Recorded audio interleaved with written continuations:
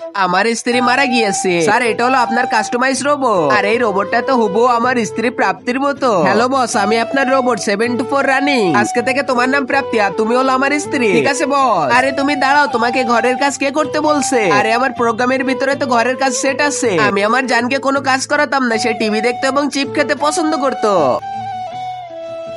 আরে তুমি এখানে কি করতেছো? আরে এটা আমার প্রোগ্রামের ভিতরে আছে, আপনি লুডুস অনেক পছন্দ করে। আরে প্রাপ্তি তো খাবার বানাইতে পারতো না, ও সব খাবার অনলাইন থেকে অর্ডার করতো। আরে এটা কি হলো আপনার হাতে? আরে দেখো না, হাত কেটে গিয়েছে, এই নেন তাড়াতাড়ি ব্যান্ডেজ করে নেন। প্রাপ্তি তো এত আস্তে বার্গার খাইতো না, আমাকে দাও আমি দেখাই দিতেছি।